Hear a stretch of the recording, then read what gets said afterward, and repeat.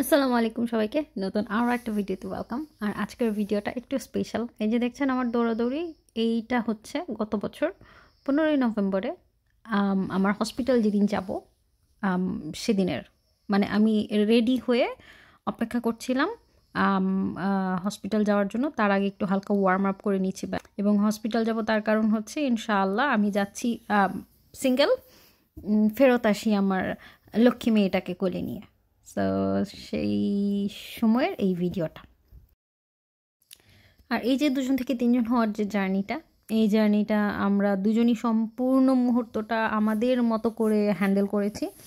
আমাদের আশেপাশে সেরকম কেউ ছিল না, শুধুমাত্র আমার বাসার যে হাউস ওনার ছিল, ওরা ওদের বাসার সব মেম্বাররা ওরা আমাদেরকে হেল্প করেছিল।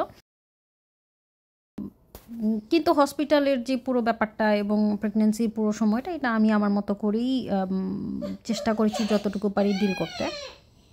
সাধারণত একটা প্রেগনেন্সি জার্নি থেকে 40 সপ্তাহের, তো আমার যখন 39 সপ্তাহ শেষ হয়ে যায় তখনও নর্মাল কোনো পেইন হচ্ছিল না। তো আমাকে আর কি ইনডিউস করার জন্য নভেম্বরের 15 তারিখ ডেট দেওয়া হয়েছিল। আর এই যে আমরা আসলাম, আমার হাতে যেটা দেখতে পাচ্ছেন এটা হচ্ছে জমজমের পানি, এবং আসার পরে সাথে সাথে আমাকে এই ডেলিভারি রুমটাতে নিয়ে যাওয়া হয়েছিল। এবং আমি ওই সময়টাতে আসলে বুঝি নাই যে এটা কি আমার কেবিন নাকি ডেলিভারি রুম।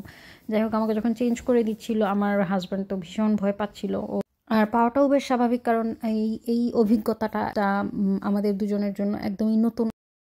সো সব কিছু মিলে একটু ভয়ে ছিলাম। তারপর এই যে ট্রিটমেন্ট স্টার্ট হলো ফ্লুইড দিয়ে।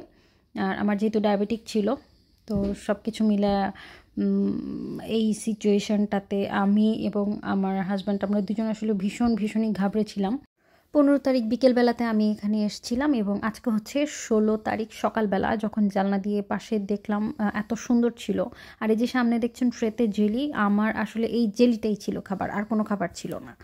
সো হঠাৎ করে বেবির হার্টবিট ড্রপ করে গেছে এবং ডক্টর আমাকে বলছিল যে একটু মুভমেন্ট বাড়াতে, সো দ্যাট বেবির হার্টবিট ঠিক হয়। তখন আর কি আমার হাজব্যান্ড আমার বেবিকে খুব ডাকতেছিল নাম ধরে। আমরা যেহেতু আগেই নামটা ফিক্স করে ফেলছিলাম, তো নাম ধরে ডাকার পরে বেড়ে গেছে। সারপ্রাইজিংলি তার হার্টবিট আবার গ্রো করতেছিল, এবং এই জিনিসটার একটা সাইন্টিফিক ব্যাখ্যা আছে।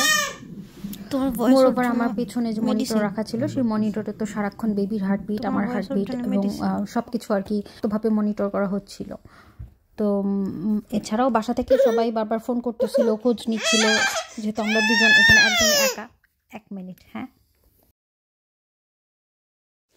সো আটলান্টিকের এই পাশে আমরা দুজন একাই পরিস্থিতি সামাল দিলেও পদ্মা পারে আমাদের বাসার সবার মানুষজন, মানে আমাদের দুই বাসার সব মানুষজন একসাথে অনেক বেশি টেনশন করতেছিল এবং অনেক দোয়া করতেছিল আমাদের জন্য।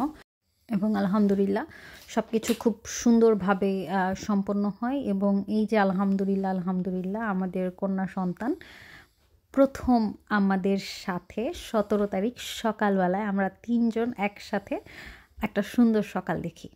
আমরা ওই দিনই আর কি সন্ধ্যাবেলায় আনাবিয়া আমাদের কোলে চলে আসে এবং আমরা রাতে কেবিনে শিফট হই। আর এটা ছিল সকালবেলায়, এটা আমাদের কেবিন। সো এখানে এই যে আপনাদের ভাইয়া বেবিকে কোলে নিয়ে হাঁটাহাঁটি করতেছিল। এবং আর আমি যে হসপিটালে অ্যাডমিট হয়েছিলাম, এদের সার্ভিসের কথা কি বলবো, মার্শাল্লাহ এত ভালো সার্ভিস আমি পেয়েছি। এটাতে আমি এবং আমার হাজব্যান্ড আমরা দুজনে ভীষণ খুশি। এই যে দেখেন, আমাকে সকালের ব্রেকফাস্ট সার্ভ করেছিল। এখানে ছিল স্ক্রাম্বলড এগ, পটেটো ওয়েজেস, প্যানকেক, আরও জানি কী কী ছিল। এবং একটু পরপর ওরা এসে বেবিকে চেক করে যাচ্ছিলো। এই যে এখন যেটা হচ্ছে, এটা হচ্ছে ওর হিয়ারিং টেস্ট। দুই কানে সেপারেটলি শব্দ করে ও সেই শব্দ শুনতে পায় কি না এবং শোনার পরে কেমন রিয়্যাক্ট করে, এটার উপরে বেস করে ওরা আর কি হিয়ারিং টেস্টে। এই যে মিডল অফ দ্য ডে আমার লাঞ্চ ছিল এইটা। আর রাতের বেলায় এই যে বেবির আরও কিছু ব্লাড ওয়ার্ক করছিল, যেহেতু আমার ডায়াবেটিক ছিল যার জন্য ওরা প্রচুর টেস্টের মধ্যে দিয়ে যেতে হয়েছে আমার বেবির দুজনেরই। আর মিটগুলো হালাল ছিল। আমি চাচ্ছিলাম 17 তারিখেই বাসায় যেতে, বাট ওরাই আমাকে বলছিল যে আর একটা দিন থেকে তারপর আর কি যেতে। সো আমি 18 তারিখে বাসায় যাই। এটা ছিল আমাদের সমস্ত ডকুমেন্টেশন এবং যা যা ফর্মালিটিস আছে এগুলো সব কমপ্লিট করা। যাওয়ার আগে ওরা আমাকে প্রপারলি একটা বেবিকে কি করে ট্রিট করতে হয়, কীভাবে বেবি টেক কেয়ার করতে হয়, সমস্ত কিছু অ্যাজ আ নিউ মম আমাকে ওরা একদম হাতে কলমে শিখিয়েছে, এবং বাবা মা হিসেবে আমাদের দুজনকেই শিখিয়েছে। বেবিকে শাওয়ার করা, পটি ক্লিন করা, কোন কান্নাতে কি মিন করে, A to Z অনেক কিছু ওরা আমাকে শিখিয়ে দিয়েছে, যেহেতু আমি নিউ মম ছিলাম এবং আমার এখানে তেমন কেউ ছিল না। সো এটা শুধুমাত্র আমার ক্ষেত্রে যে করে তা না, ওরা সবার ক্ষেত্রেই করে। সব কিছু মিলিয়ে অসম্ভব ভালো ছিল। আমি ছিলাম long island Jewish medical hospital, যেটা কেডজোরমান হসপিটাল, সেটাতে যাওয়ার আগে আমি এই রুমের ছোট্ট করে একটা ভিউ নিচ্ছিলাম, কারণ ডেফিনেটলি এই রুমটা আমার জন্য অনেক অনেক বেশি স্পেশাল। বাট আমি না মনে মনে বাসায় যাওয়ার জন্য খুব বেশি ছটফট করছিলাম। আমার কাছে মনে হচ্ছিল কখন আমি আমার বেবিটাকে নিয়ে আমার বাসায় যাব। সো বের হওয়ার পর আর কি আমি একটু করিডোরটা হেঁটে দেখছিলাম। আপনার ভাইয়া ফাইনালি চেক আউট করছিল, সব কিছু গুছিয়ে গুছিয়ে বের করে নিচ্ছিল। আমি যেহেতু একবার সরাসরি রুমে গিয়েছিলাম, এরপরে মাঝখানে আর বের হই না এই 2 দিনে। সো রুমটা হেঁটে দেখছিলাম, করিডোরটা হেঁটে দেখছিলাম, সব কিছু মিলিয়ে মানে এটার জন্যও খারাপ লাগছিল যে আমি এত দারুণ একটা সার্ভিস পাচ্ছি, বেবিকে সবাই মানে টেক কেয়ার করতেছে, যে কোনো সময় দিনরাত 24 ঘন্টা নার্সদেরকে ডাকলেই আসতেছে। বাট বাসায় গিয়ে আমি একা একটা বেবিকে কীভাবে হ্যান্ডেল করবো আমি কিচ্ছু জানি না, সেগুলো নিয়ে যেমন ভয় কাজ করছিল, আবার এটাও খুব মজা লাগছিল যে আমি আমার বেবিটাকে নিয়ে বাসায় যাব। আমি জানি এটা হয়তো ফানি শোনাচ্ছে, কিন্তু আমার জন্য ওই মুহূর্তে না এই জিনিসগুলো অনেক অনেক বেশি ইম্পর্ট্যান্ট ছিল, যে না আমি এটা নিয়ে যাব, এটা আমি as a token of love মানে আমার নিজের কাছে রাখবো, এরকম। সো এদিক দিয়ে যখন করিডোর দিয়ে বের হচ্ছিলাম, তখন এক বাঙালি আপুর সাথেও দেখা হলো। উনি আমাকে বলছিল আমি চাইলে হুইল চেয়ারে যেতে পারি, আমি কেন হেঁটে যাচ্ছি। তো আমার কাছে না তখন মনে হচ্ছিলো যে না আমি একটু টুকটুক করে হেঁটেই যাই। এখানে আসার সময় আমি সব কিছু যা যা লাগে একেবারে গুছিয়ে নিয়ে এসেছিলাম, যেন 2-3 দিনে আর আমার হাজব্যান্ডের আর কি বাসায় কোনো কিছুর দরকারে যাতায়াত করতে না হয়, যেহেতু আমার কাছে কেউ থাকবে না, আমি একদমই একা। সো ওর জন্য আবার কোনো দরকারে বাসায় যাতায়াত করতে না হয়, আমি সব কিছু গুছিয়ে নিয়ে এসেছিলাম। তো এই যে সব গুছিয়ে বের হতে একটু সময় লেগেছিলো, এই জন্যই লবিতে ওয়েট করছি।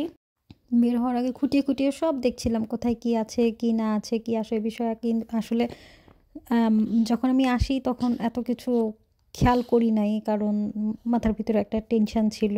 সো সব কিছু মিলিয়ে আসলে ওরকমভাবে খেয়াল করা হয় নাই কোনো কিছু। কিন্তু চলে যাওয়ার সময় আসলে মাথার মধ্যে কোনো টেনশন নাই, বরং অনেক বেশি ভালো লাগা কাজ করতেছে।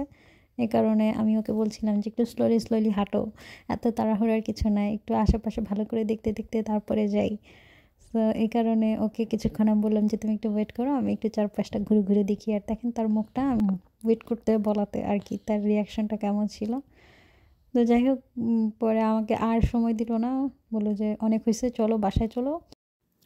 সো এই যে বাসার পথে যাচ্ছিলাম, এবং বাসায় যেতে যেতে মনে হচ্ছিল যে এখন যদি বাংলাদেশের মতো একটা হইতো, যে সবাই আমার কাছে আসছে, আমাদেরকে নিয়ে যাইতেছে, কিংবা আমরা বাসায় যাওয়ার পরে বাংলাদেশের মতো সবাই আর কি আমাদেরকে ওয়েলকাম করার জন্য ওয়েট করে থাকবে, তাহলে কতই না মজা হইতো।